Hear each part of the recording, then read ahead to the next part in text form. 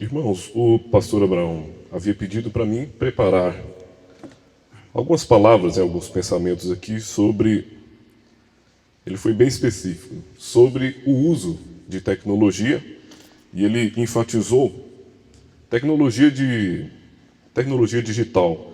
Por exemplo, uso de smartphone, né? Dá para diminuir o eco? Uso de Facebook, WhatsApp, jogos, né, como essa febre agora daquele Pokémon Go. Então ele foi bem específico. Ele pediu para a gente falar sobre isso, os perigos que isso pode causar, né? O tema que eu coloquei é os riscos da tecnologia moderna. Os riscos da tecnologia moderna. E a gente sempre encara as coisas de Deus, por mais simples que sejam, a gente sempre encara com muita responsabilidade, com muita seriedade. Não é porque é um tema muito simples que a gente não vai fazer de uma forma despreocupada.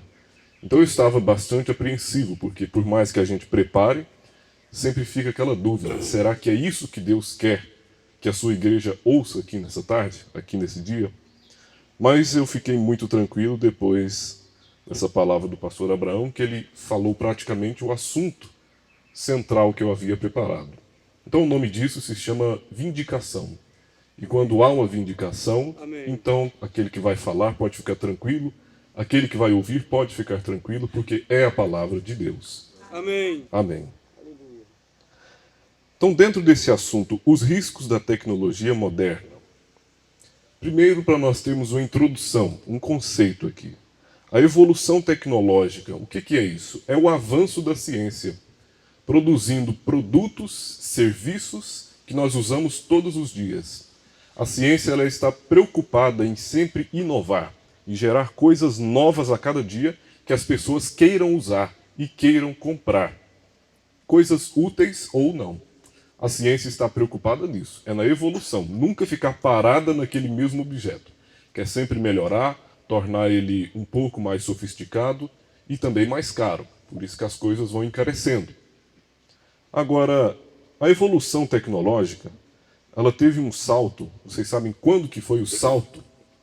O profeta uma vez disse que o homem evoluiu da carroça para o foguete em 60 anos. Quando que começou essa evolução dessa maneira? Isso começou na Segunda Guerra Mundial. Vocês vão perceber que essa inovação tecnológica, toda essa tecnologia, isso não tem um lado tão bonito, não tem um lado muito bom.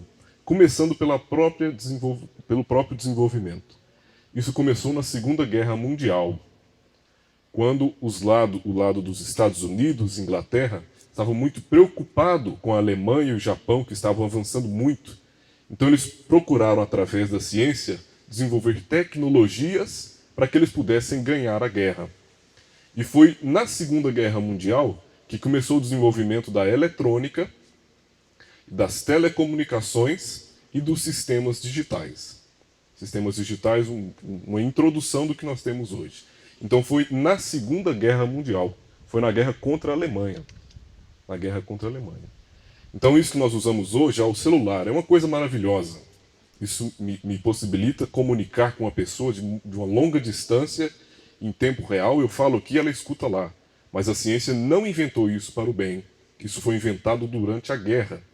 Isso foi inventado para causar mortes. Porque através das comunicações se poderia controlar um exército. Aqui do meu país eu controlo um exército que está lá longe. Então aqui do meu centro, do meu quartel-general, eu comando a guerra a uma longa distância. Então isso não foi criado para o nosso bem. Isso foi criado para gerar morte. A eletrônica foi tudo que deu a base ali para o surgimento dos primeiros rádios, os primeiros tipos de telecomunicação. Então isso foi criado com o intuito de ganhar a Segunda Guerra Mundial. Com o fim da Segunda Guerra Mundial, no ano de 1945, dois países ficaram muito fortes, que foi de um lado os Estados Unidos e do outro lado a Rússia. Depois da Segunda Guerra Mundial, esses dois países começaram a competir um com o outro. Quem que tinha mais tecnologia? Porque eles tinham medo de que, tendo derrotado a Alemanha e o Japão, eles teriam que enfrentar outra guerra entre os Estados Unidos e a Rússia. Então os dois lados começaram a se preparar. Então isso foi outro combustível, pastor, para eles começarem a desenvolver tecnologia. com medo de um país invadir o outro. Então eles começaram a inventar coisas. Eu vou me preparar. Eu não sei a que horas que a Rússia vai me invadir. Então por isso eu vou me preparar. Vou inventar todo tipo de tecnologia para eu conseguir vencer a guerra. A mesma coisa a Rússia fez. Foi a chamada Guerra Fria, que ela teve o seu auge em 1960. Durante a Guerra Fria, não foi disparada uma bala sequer. Não morreu soldado durante a Guerra Fria, que foi entre os Estados Unidos e a Rússia. A Guerra Fria foi estritamente uma guerra de ciência. Os Estados Unidos e a Rússia desenvolvendo ciência para saber quem ia estar mais preparado para quando uma guerra de verdade começasse. E na verdade ela nunca começou. A Guerra Fria, ela não existiu com armas, foi só com tecnologia. Então, mais uma vez, durante a Guerra Fria, o que houve? O ápice da Guerra Fria foi o homem chegar até a Lua. Por isso que o profeta diz que em 60 anos o homem saiu da carroça e chegou à Lua. Porque no ano de 1900 o homem andava de carroça. Mas aí vem a Primeira Guerra Mundial, em 1914. Vem a Segunda Guerra Mundial, em 1937. E vem a Guerra Fria, que foi até 1960. Em 1969, o homem chegou à Lua. Então, no espaço curto ali de 60 anos, a ciência se desenvolveu muito por causa da guerra. Então, a ciência, ela não é só para facilitar a nossa vida. O maior desenvolvimento que teve na ciência foi nas guerras, para causar a morte, para causar a competição, e não para facilitar a nossa vida. Então, hoje nós, em todo lugar que a gente vai, fala-se da ciência com bons olhos. A ciência inventou o automóvel. A ciência inventou o telefone celular. Mas ela não fez isso para facilitar a nossa vida. Ela fez isso para ganhar as guerras. É o homem competindo contra o homem. Os países competindo uns com os outros para saber quem é o mais poderoso. Essa é a base da ciência. Essa é a origem da ciência. Um país investe em ciência para ficar mais rico. Na época das guerras, um país investe em ciência para ser mais poderoso e poder vencer o outro. Inventou a moto para matar também, né? A moto, né? A moto foi inventada no Japão. E eu sempre lembro daquela frase do pastor Joaquim. Né? O Japão sofreu um ataque na Segunda Guerra Mundial que os Estados Unidos lançou uma bomba atômica em duas cidades do Japão, Hiroshima e Nagasaki. O número de mortes ali foi imenso, mas o pastor Joaquim diz assim: o jeito do Japão vingar do mundo por aquelas duas bombas foi inventando a moto. Que a primeira moto foi inventada pela Honda, por um japonês que tinha o sobrenome Honda. Então, a moto que ele inventou matou muito mais gente do que as bombas atômicas que jogaram lá no Japão. Então nós ficamos sempre assim, o mundo tem essa paixão pela ciência, paixão pela tecnologia, mas muitas vezes deixa de lado isso, que a ciência e a tecnologia, elas têm uma origem no mal, que é a guerra. É na competição. Todos estão me entendendo? Amém. Amém? Então isso é para falar da história. De onde que vem a ciência, né? O que motiva a ciência? Essa evolução tão grande. Agora eu vou citar aqui um parágrafo do profeta que vai fechar todo esse assunto. Vocês vão ver como ele pega tudo isso que eu falei e sintetiza tudo em um parágrafo. Está lá na mensagem As 7 Eras da Igreja, em Laodiceia, parágrafo 11, para quem quiser anotar. Nas 7 Eras da Igreja, a mensagem, a pregação de Laodiceia, no parágrafo 11.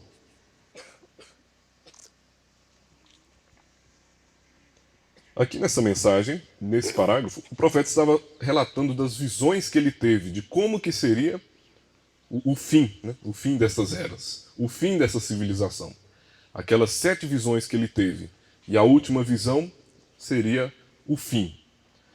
Ele está falando aqui no parágrafo 11 da quarta visão que ele teve. O profeta diz: a quarta visão mostrava o grande avanço na ciência que viria logo após a Segunda Guerra Mundial. O profeta predisse isso antes de acontecer.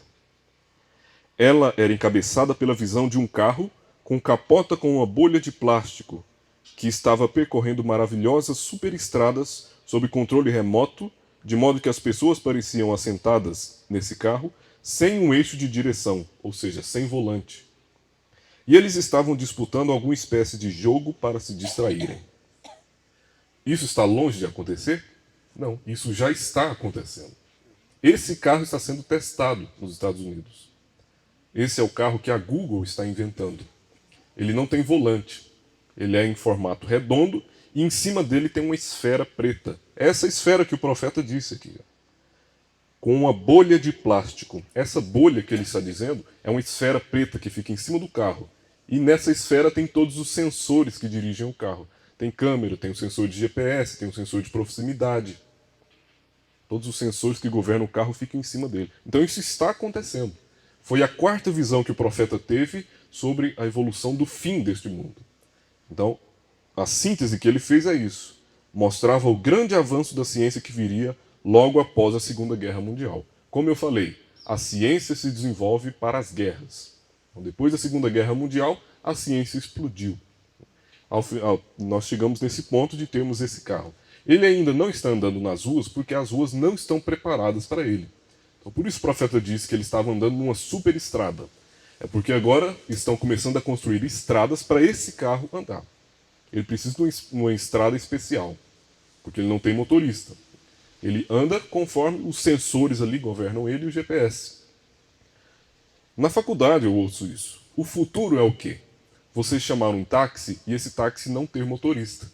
Você simplesmente fala para onde quer ir e o GPS te leva. Os ônibus não vão ter motorista. Eles vão fazer a linha automaticamente, vão parar em todos os pontos, as pessoas vão subir e vão descer, vão apertar o botão lá para descer, mas não vai ter um motorista. Tudo automático. É a realidade que nós vamos ter. É a realidade daqui a alguns anos, né? Daqui a uns 20 anos, isso chega aqui no Brasil. E o profeta viu isso. Agora, sabendo que a ciência se desenvolve dessa maneira e que o profeta viu que nos últimos dias estaria com esse tipo de desenvolvimento, então vamos pensar agora, de onde vem a civilização? De onde vem essa civilização que nós vivemos? O profeta respondeu isso. Está lá na mesa, eu peguei um parágrafo aqui da mensagem Coisas que hão de ser. Coisas que hão de ser. Parágrafo 55. O profeta nos mostra de onde vem essa civilização moderna que nós estamos vivendo. Eu vou citar. Agora, neste mundo em que vivemos, é a educação. Eu desejo lhes provar, o profeta quer provar para nós. Educação, ciência e civilização. Todas essas coisas que estamos tendo, aparentemente desfrutando hoje, são de Satanás e perecerão. Então veja que afirmação ele fez. Educação, ciência e civilização. Essas coisas que nós temos hoje, elas provêm de Satanás. A tecnologia, a ciência, a educação, os estudos, a civilização moderna, o profeta afirma, provém de Satanás. Gênesis 4 prova isso. O filho de Caim, vê? Começou esta civilização construindo cidades e órgãos e assim sucessivamente. Foi da descendência de Caim que surgiu a primeira cidade. Foi da descendência de Caim. A descendência de Sete, eles foram o quê? Pastores, plantavam, cuidavam, ficavam sempre junto à natureza, mas a descendência de Caim foi quem construiu a primeira cidade. Então a civilização começou com Caim, a descendência de Caim. E quem é Caim? É a semente de quem? Vocês lembram? Caim é semente da serpente. Então a nossa civilização, essa ciência que nós temos, a educação que nós temos, vem da semente da serpente. A civilização veio através do conhecimento. Conhecimento é aquilo que Satanás vendeu a Eva no jardim do Éden, que a fez transgredir os mandamentos de Deus. O que dirige a nossa ciência, a nossa tecnologia? É o conhecimento, é a ciência do bem e do mal. Foi isso que Eva quis em troca da vida eterna. Ela vendeu a sua vida eterna e assim toda a criação caiu por causa da ciência do bem e do mal.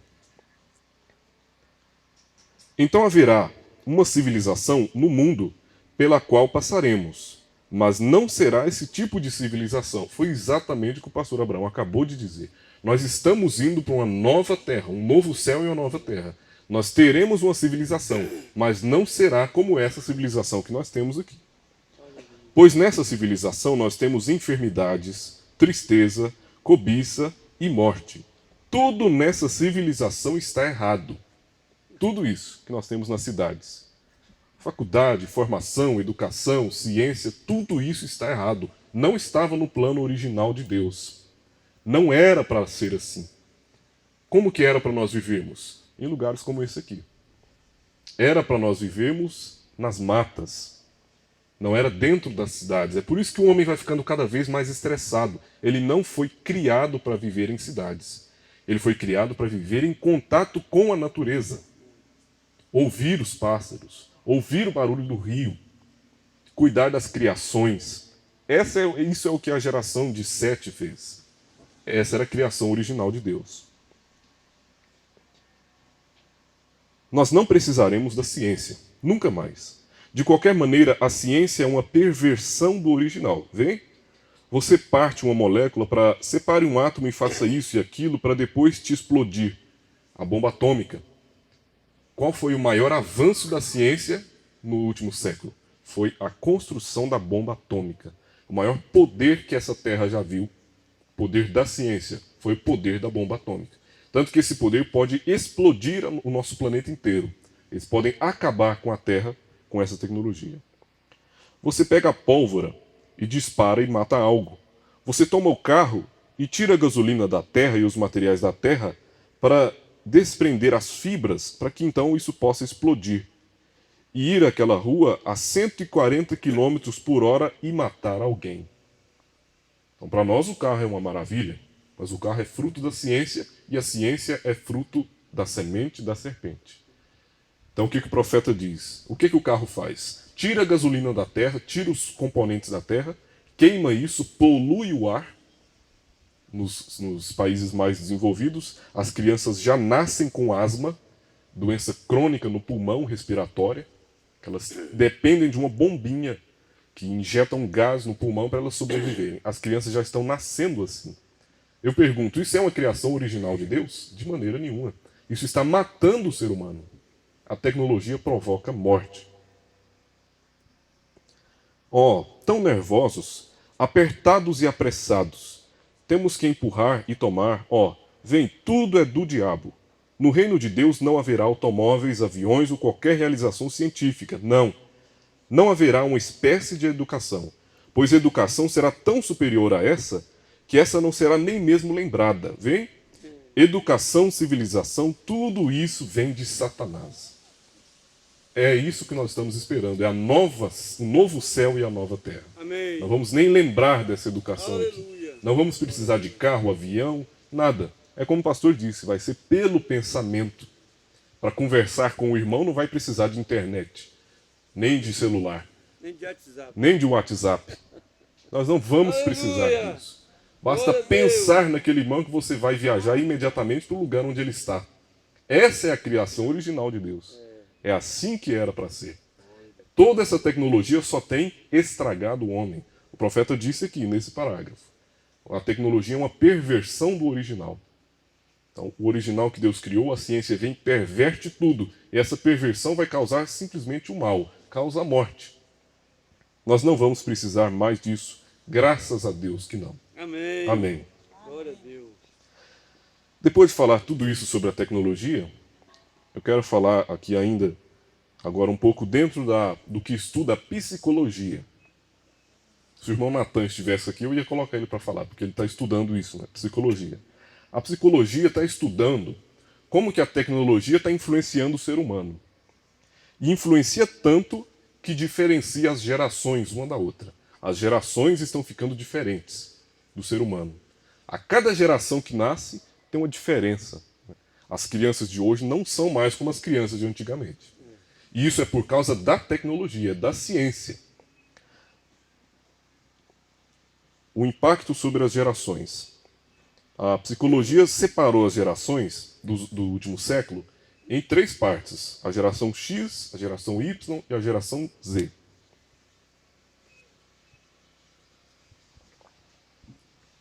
Então a psicologia explica. A geração X é o que eles chamam as pessoas que nasceram entre as décadas de 60 e 70. Então quem nasceu aí de 1960 até 1979 é da chamada geração X. que a psicologia chama. Quais são as características dessa geração X? Dedicação ao trabalho, preferência pela estabilidade e o equilíbrio e certa resistência às mudanças. Então, segundo a psicologia, pessoas que nasceram nessas décadas de 60 e 70, elas têm essas características. São pessoas que gostam do trabalho, elas gostam de ter estabilidade e equilíbrio. A pessoa entra no emprego e fica 40 anos naquele emprego até se aposentar. É aquela pessoa que busca estabilidade. Ela quer ter uma vida estável. Essa é a geração X, entre 1960 e 1979. E são pessoas que hoje apresentam uma certa resistência a mudanças, né? Nós sempre, todo ano, lança um celular novo. Todo ano lança um celular novo, um computador novo, um carro novo. Mas essas pessoas da geração X, elas querem ficar com o mesmo celular, com o mesmo computador, e demora mais para trocar de carro. Então eu sou da X. Geração X. E fica vários anos ali no mesmo emprego. É a característica da geração X. Depois dessa, vem a geração Y. Geração Y, segundo a psicologia, são as pessoas que nasceram na década de 80, 1980, até o final da década de 90, 1997. Então, essas pessoas de 1980 até 1997 são da geração Y.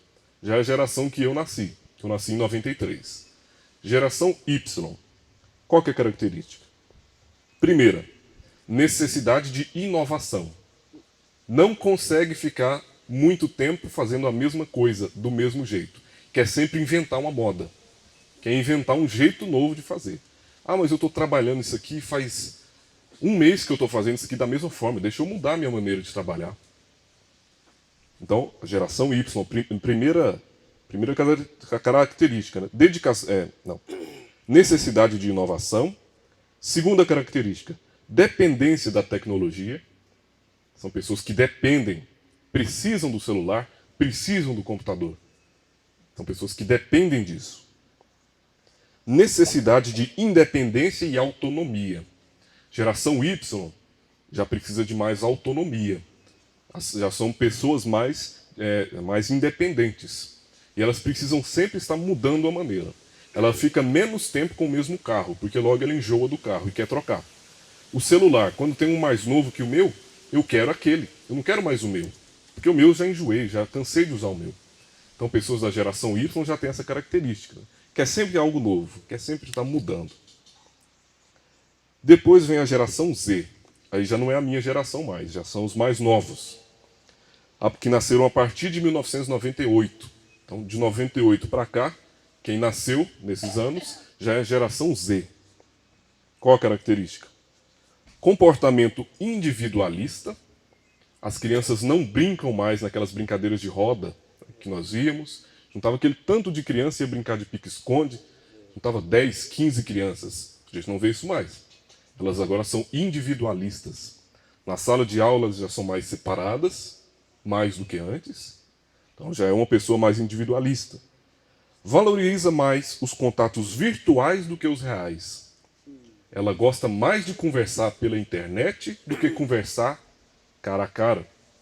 Então são pessoas que conversam menos, mas conversam mais pela internet. Ela valoriza mais o contato virtual. Ela acha sem graça conversar com o avô, com a avó, trocar ideias com o pai, com a mãe. Isso ela não gosta muito. Agora, de conversar pela internet, se deixar, ela fica o dia inteiro. Essa é a característica da geração Z, quem nasceu a partir de 1998. Ela tem uma menor aptidão para o trabalho em equipe. Então, essas crianças que nasceram a partir de 98, são da geração Z, ela tem uma menor aptidão, ou seja, ela não é tão boa quanto as outras para trabalhar em equipe. Então, você tem um trabalho aqui que é para ser feito em equipe, as pessoas da geração Z têm um pouco de dificuldade, por quê? Elas são individualistas. Tudo que mudou nessas três gerações, na X, na Y e na Z, foi por causa da tecnologia. As pessoas que nasceram na geração X, elas foram criadas assim. Elas se acostumaram usando as mesmas coisas durante muito tempo. Então, por isso elas são mais conservadoras. Elas gostam de estabilidade. Gostam de manter o mesmo emprego, fazer tudo da mesma forma. Quer ser uma pessoa estável. A geração Y já é um pouco mais acelerada. Ela quer mudar, fazer sempre mudanças. Quer sempre trocar algo pela uma maneira nova de fazer.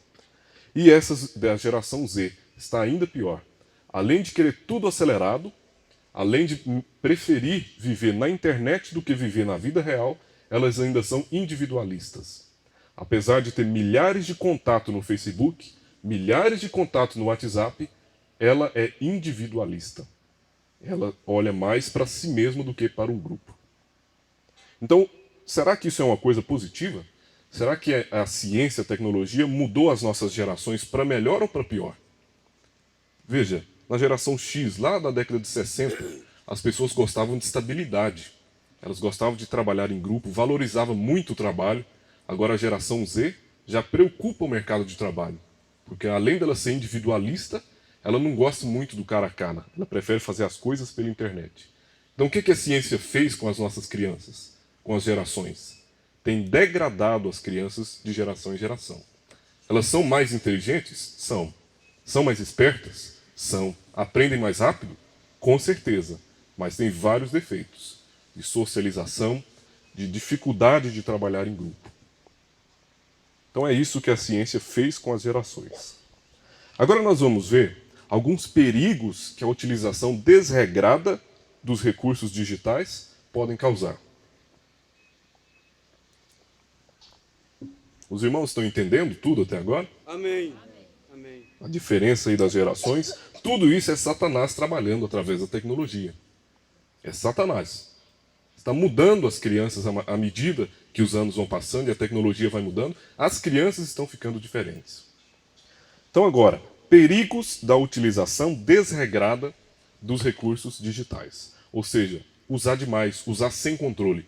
Porque, claro, o carro é uma coisa de Satanás. Mas tem como viver hoje sem o carro? Não tem. Como que eu sairia de Bonfinópolis e viria aqui visitar vocês? Como que eu trabalharia em Bonfinópolis, estudaria em Goiânia e voltaria à noite para trabalhar em Bonfinópolis? É necessário isso hoje. Na roça, não. Na roça, tendo um cavalo, você vai onde precisar, você percorre a terra toda, uma carroça, você carrega aquilo que você precisa.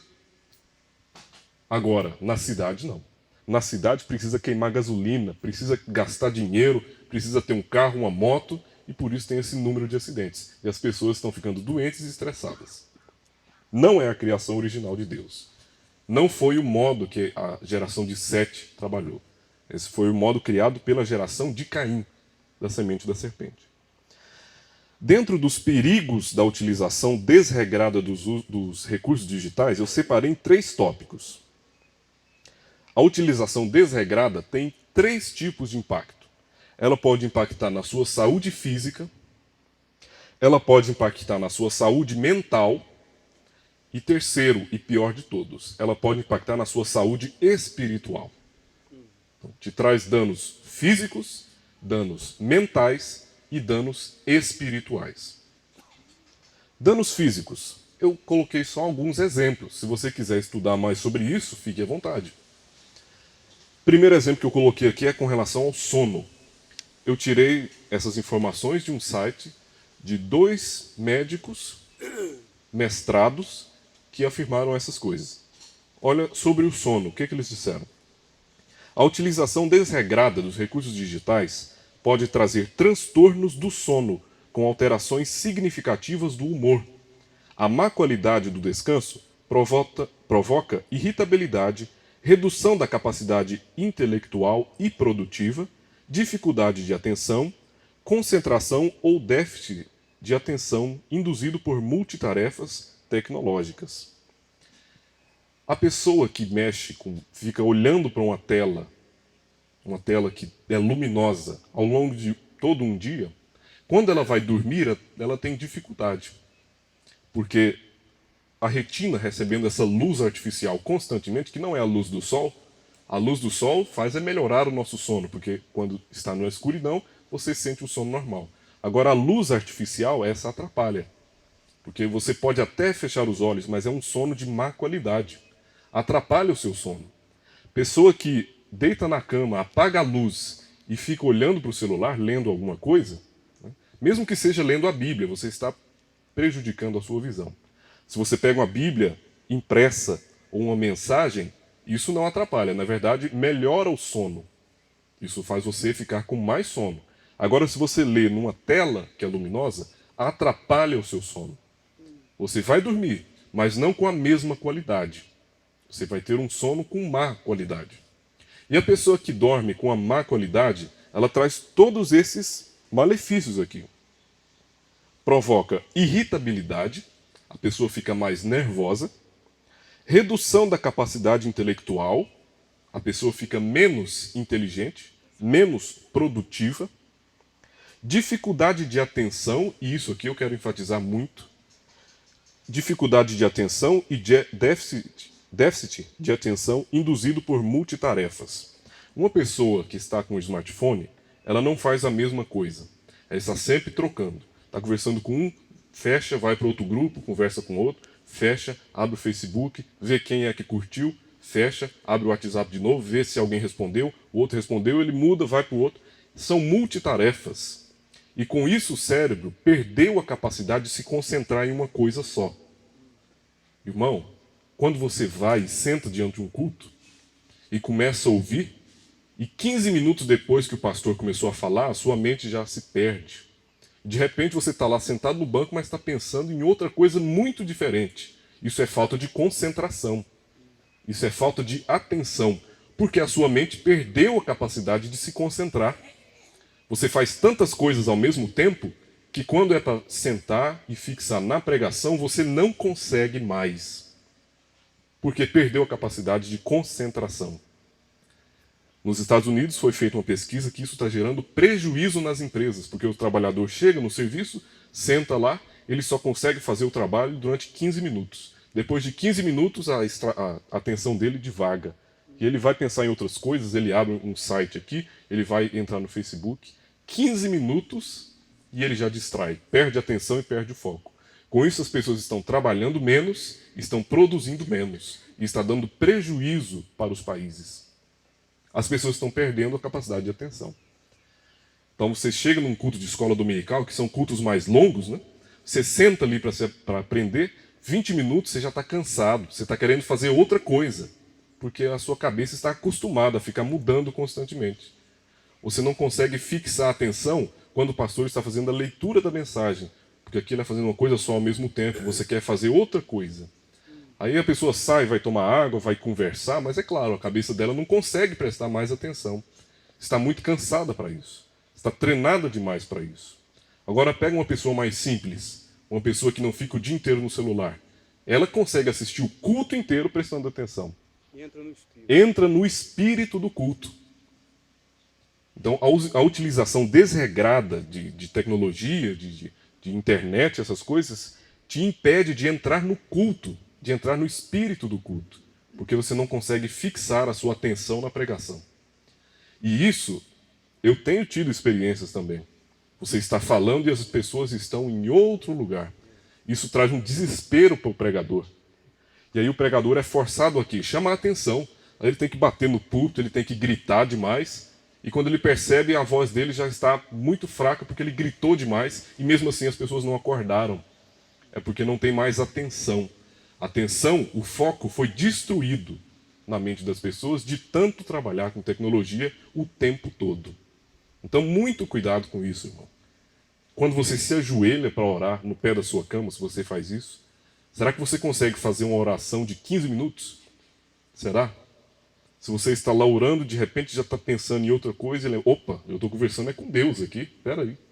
Será que até na sua oração isso não está te atrapalhando?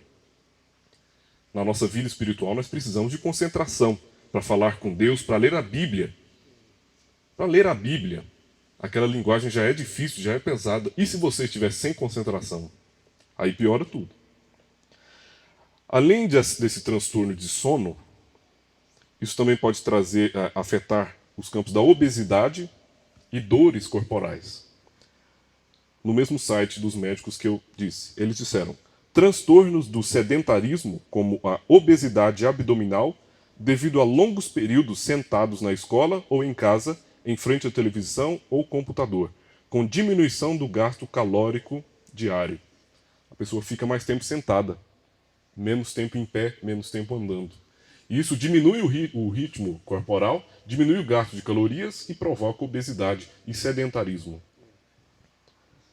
O peso do desleixo postural levando a transtornos posturais como hipercifose e cérvico-braquialgia. A pessoa, por causa da má posição, ela começa a ter dores, danos na coluna, uma disformia corporal, que é um crescimento exagerado em certas partes do corpo, e uma diminuição do tamanho de outras partes do corpo, por causa daquela mesma posição o tempo todo. Também prejudica a sua visão. Traz fadiga ocular, ressecamento da conjuntiva, síndrome do olho seco, olhos vermelhos, sensação de areia nos olhos, conjuntivites, infecções de córnea, ceratites, pois as crianças e adolescentes nem conseguem piscar o olho quando entretidos na tela do computador. De tão entretido, não pisca o olho, e isso provoca essa ceratite e outras doenças no olho. Não é bem a minha área, não tem como eu comentar muito sobre isso. Eu estou citando o que eu li num site escrito por médicos. Então, esses são alguns dos impactos que isso pode trazer para a sua saúde física. E para a sua saúde mental? É o que nós já começamos a falar aqui. Né? Isso provoca estresse, porque você dorme menos e dorme mal. Provoca ansiedade. A pessoa já não consegue esperar 5 segundos para outra responder uma mensagem. Quer a resposta imediatamente. Quer a resposta na mesma hora, no mesmo momento. Então as pessoas estão perdendo a paciência, estão ficando ansiosas. A pessoa não consegue mais ficar num lugar sem fazer nada, ela não consegue. Tem sempre que estar fazendo alguma coisa. E o pior de tudo, na minha opinião, é essa perda da concentração. A pessoa não se concentra mais, ou seja, não consegue assistir um culto do início ao fim. Perde uma bênção porque a mente perdeu a atenção no culto. Deixa de entrar no espírito do culto. Deixa de entrar no espírito quando vai ler uma mensagem, quando vai ler a Bíblia, quando vai fazer uma oração. Então, isso atrapalha diretamente. Agora eu quero falar sobre os impactos na saúde espiritual. Impactos na saúde espiritual. O que eu já falei até agora é a evolução da tecnologia por causa das guerras, a palavra do profeta sobre a ciência, que é de Satanás. Falei sobre o impacto da ciência nas 3 gerações que nós tivemos. Aí eu entrei nesse assunto agora dos impactos da utilização desregrada, sem regra, sem controle, utilização descontrolada. Aí eu já falei dos impactos na saúde física, que atrapalha o seu sono, a sua postura, a sua visão. Falei dos impactos na saúde mental, né, que provoca estresse, ansiedade, falta de concentração. E agora eu vou falar dos impactos na saúde espiritual, que é o principal para nós. Que é ter uma saúde espiritual. Para nós estarmos sempre em contato com Deus, dirigidos pelo Espírito Santo. Isso é saúde espiritual. É estar em contato com Deus. Eu vou citar alguns parágrafos da mensagem A Maior Batalha Jamais Pelejada. Os impactos que eu citei aqui na saúde espiritual, o primeiro deles que eu coloquei é contato com conteúdos impróprios. Contato com conteúdos impróprios. A pessoa que vive numa roça, no campo, ela vai ver aquilo que ela quer ver. Ela seleciona o que ela quer ver. Agora, a pessoa que está vivendo numa cidade, que participa de um grupo de WhatsApp dentro da sala, ela não vai ver só o que ela quer ver. Ela vai ver o que as outras pessoas estão postando. E isso é contato com conteúdos impróprios. A pessoa recebe ali fotos, recebe vídeos, recebe textos, recebe áudios impróprios. E quando eu digo impróprios, vocês podem entender o que é. Impróprios na área de pornografia, pornografia infantil, coisas depravadas, pessoas falando sobre cerveja, sobre mulher, e essas coisas todas. São conteúdos impróprios. O profeta disse na mensagem A Maior Batalha Jamais Pelejada que nós temos 3 esferas. O corpo de fora, o espírito e a alma. O diabo consegue fazer a tentação através do corpo de fora. Ele entra na nossa mente através dos 5 sentidos. A visão, o tato, o olfato, o paladar. Ele entra na nossa mente através desses canais. Então, Satanás pode usar um meio tão simples como o WhatsApp para te fazer ver uma foto que você não queria ver. Aquilo entra através do canal da visão e vai direto para a sua mente. E a mente é o campo de batalha de Satanás. É onde Satanás enfrenta a nossa alma. É na mente. Então, se nós estamos andando no terreno de Satanás, ele vai usar os 5 sentidos para enviar coisas para a nossa mente. Então, ele pode usar um áudio, ele pode usar um vídeo, ele pode usar uma foto que você não queria ver, mas ele te mostrou porque estava lá. Você estava naquele grupo. E então foi obrigado a ver.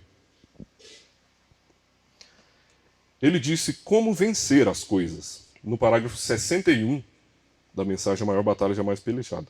Como vencer essas tentações? Como ser vitorioso sobre as tentações? Por exemplo, nós ouvimos ultimamente com o pastor Ivaldo. Um homem está caminhando na rua, ele vê uma mulher seminua diante dele.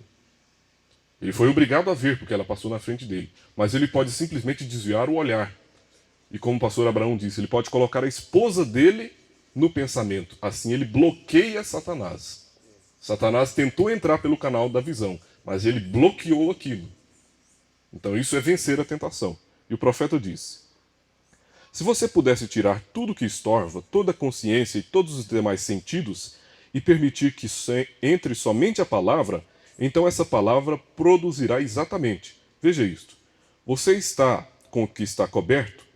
Você diz, irmão Brana, a consciência dessas coisas não tem nada a ver.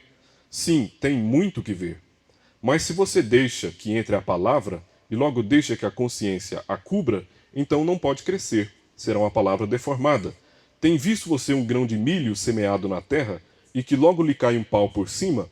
Esse milho crescerá torcido, e assim será com qualquer vinha ou qualquer coisa que cresça para cima. É porque algo tem estorvado. Então você está numa atmosfera cristã ali no seu dia, no seu quarto, e de repente você vê uma fotografia imprópria. Satanás entrou pelo canal da visão. E é como se fosse um pedaço de madeira que cai em cima de um pé de milho. Isso vai impedir, vai estorvar a palavra de Deus. Então se você deixa somente a palavra de Deus entrar, um cristão que vive somente se alimentando da palavra, o Espírito Santo irá crescer dentro dele. E assim ele terá vitórias. Outro problema aqui que impacta na saúde espiritual. A mistura com diferentes espíritos. Você está num grupo ali de 30 pessoas e só você é cristão. Os outros vivem no mundo. Ou pode ter alguns da denominação, o que é ainda pior, porque eles podem te criticar. As pessoas ímpias nem criticam tanto quanto as pessoas denominacionais. Né? Eu quero ler aqui somente um parágrafo da mensagem O que é o Espírito Santo? Parágrafo 31. Ele diz: deixe-me falar com o homem por 2 minutos e eu posso lhe dizer se ele tem recebido ou não o Espírito Santo. Assim você também pode. Isso lhe separa. É uma marca, é um sinal. O Espírito Santo é um sinal. Qualquer menino que recusava ser circuncidado no Antigo Testamento, o qual era uma sombra do Espírito Santo, era cortado do meio do povo. Se recusava ser circuncidado, ele não podia ter companheirismo com o resto da congregação. Ou seja, no Antigo Testamento, quem tinha o Espírito Santo só podia fazer companheirismo com quem tinha o Espírito Santo. Só podia conversar, trocar mensagem com quem tinha o Espírito Santo. Isso era original lá no Antigo Testamento. E ele diz no 32, a minha mãe costumava dizer, aves da mesma plumagem sempre se juntam. Bem, é um antigo provérbio, mas é a verdade.